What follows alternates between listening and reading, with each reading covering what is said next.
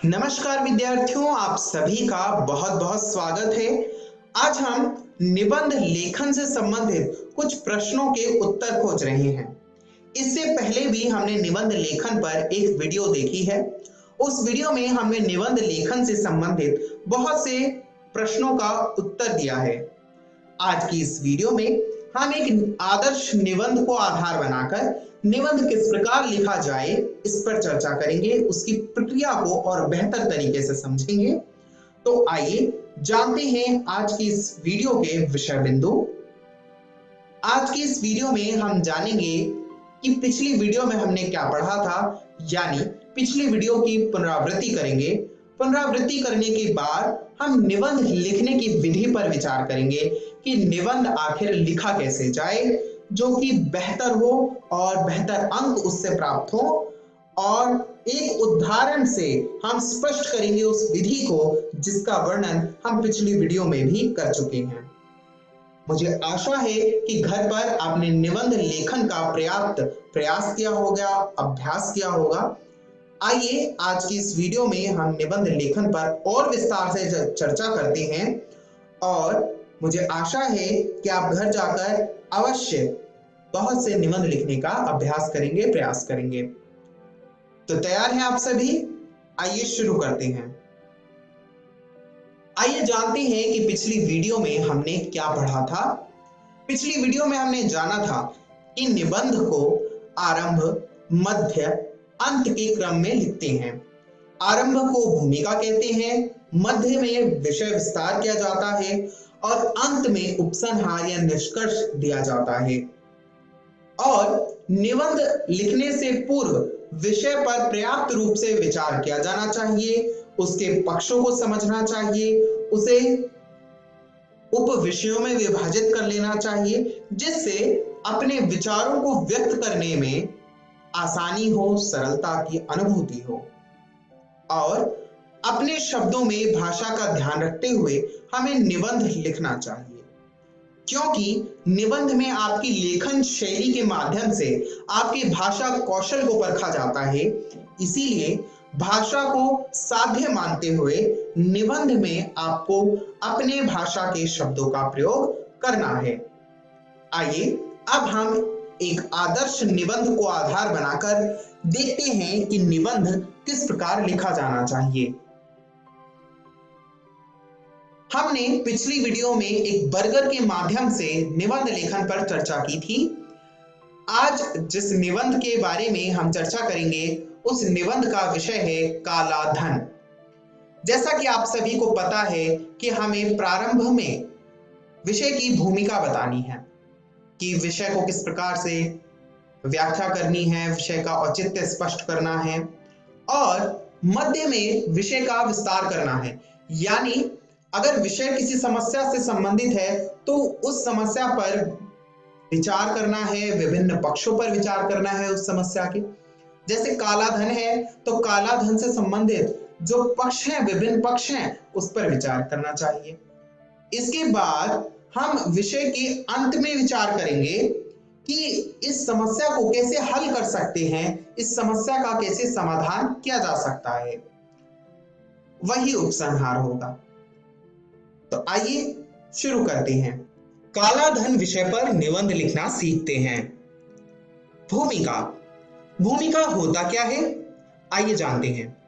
भूमिका दरअसल किसी भी निबंध की शुरुआत होता है। भूमिका में निबंध की शुरुआत को बहुत ही सावधानी पूर्वक लिखा जाता है। निबंध का आरंभ सशक्त व प्रभावशाली होना चाहिए, जिससे पाठक अगर निबंध पढ़ना शुरू कर रहा है तो वो निबंध में रम जाए और उसे अंत तक पढ़े। निबंध के आरंभ में विषय का अर्थ, किसी उक्ति अथवा कविता की पंक्ति का प्रयोग करना चाहिए। अब कविता की पंक्ति का प्रयोग करना या किसी उक्ति का प्रयोग करना या विषय का अर्थ लिखना, यह बताता है कि लिखने वाला कितना तार्किक होकर निबंध को लिख रहा है और वह अंत तक निबंध अवश्य पढ़ता है।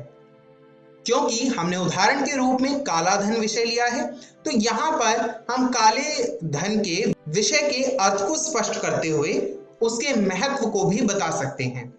आइए अब हम काला धन विषय पर निबंध की भूमिका देखते हैं।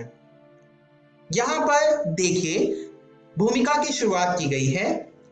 काला धन वह धन है जिसे सरकारी टैक्स की अदायगी से बचने के लिए अत्यंत गुप्त और गोपनीय बनाकर रखा जाता है। इस धन को कहीं भी लिखित रूप से उजागर नहीं किया जाता है। देखिए यहां पर हमने जो विषय है उसका अर्थ स्पष्ट किया। अब हम इसके महत्व को या इससे जुड़ी समस्या को भी प्रकट कर सकते हैं और बहुत सारी बातें इसकी भूमिका में भी लिख सकते हैं, पर ध्यान रहे भूमिका में अत्यधिक बातें नहीं लिखनी चाहिए। आइए अब हम निबंध के मध्य की बात करते हैं, यानी विषय वस्तु की बात करते हैं। निबंध की विषय वस्तु लिखते समय हमें विषय से संबंधित हर मुद्दे को विस्तार पूर्वक स्पष्ट करना चाहिए, उसको लिखना चाहिए और विषय से संबंधित गुण अवगुण का भी वर्णन करना चाहिए, यानी नेगेटिव और पॉजिटिव मोशन में हमें विषय से संबंधित विचार प्रकट करने चाहिए। और निबंध के बीच बीच में महान व्यक्तियों के कथनों, सूक्तियों आदि का प्रयोग करके उसे स्पष्ट कर सकते हैं ताकि निबंध और रोचक बने। आप सभी ने अपनी पाठ्य पुस्तक में जो निबंध पढ़े होंगे उसमें देखा होगा कि निबंधकार किस तरह से सूक्तियों का प्रयोग करके निबंध को रोचक बना देता है। आइए अब हम काला धन विषय के संदर्भ में देखते हैं कि किस प्रकार निबंध का विस्तार किया जाएगा, निबंध के विषय का विस्तार किया जाएगा। तो सबसे पहले काला धन निबंध के जो मुख्य भाग को निम्नलिखित 3 शीर्षकों में विभाजित किया जा सकता है, जैसे कि काला धन जमा क्यों और कैसे किया जाता है ना। और दूसरा, काला धन का इस्तेमाल लोग किसके लिए करते हैं। काले धन का इस्तेमाल बहुत सी बुराइयों के लिए किया जाता है ना। कोई अच्छे काम के लिए तो काला धन प्रयोग में नहीं लाएगा। और काले धन से होने वाले दुष्परिणाम हम इसमें लिख सकते हैं कि काले धन से हमें क्या क्या समस्याएं हो रही हैं। अब हम इन विषयों को विस्तार रूप से और भी डिटेल से लिख सकते हैं। तो ये हमारा हो गया विषय का विस्तार। आइए अब हम उपसंहार यानी निबंध के अंत के बारे में चर्चा करते हैं। निबंध का अंत यानी निष्कर्ष, उपसंहार बहुत ही प्रभावशाली होना चाहिए और उसे प्रभावशाली बनाने के लिए बहुत ही रोचक बात कहना, बहुत ही प्रभावशाली बात कहना अनिवार्य होता है।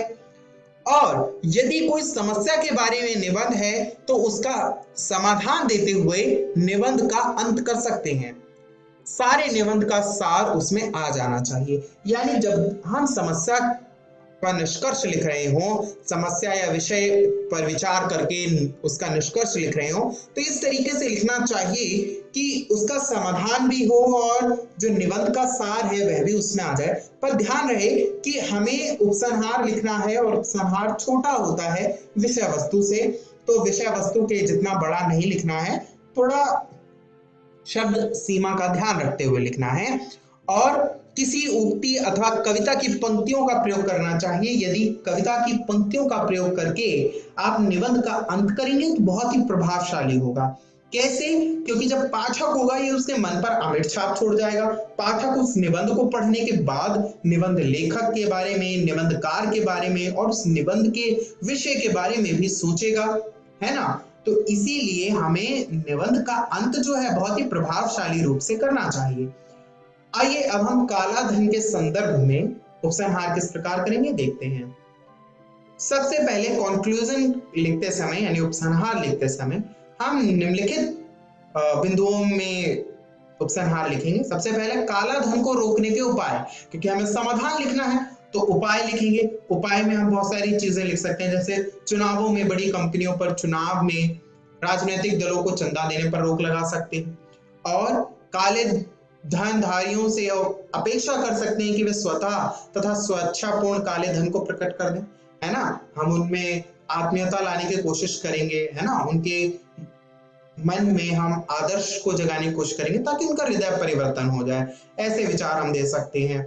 और तस्करी की रोकथाम करेंगे, घूसखोरी की रोकथाम करेंगे, इत्यादि से काले धन की समस्या को हल किया जा सकता है।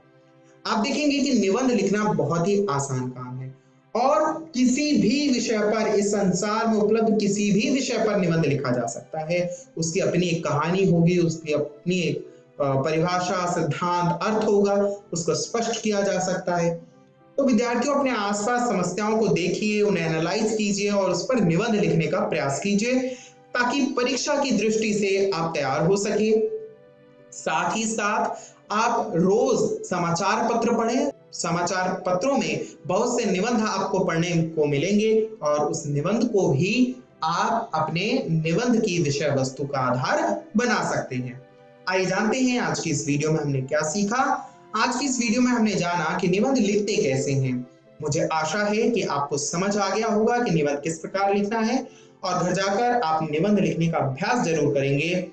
विद्यार्थियों, इस वीडियो को देखने के लिए बहुत बहुत धन्यवाद। अगली वीडियो में फिर मिलेंगे, तब तक अपना ध्यान रखिए।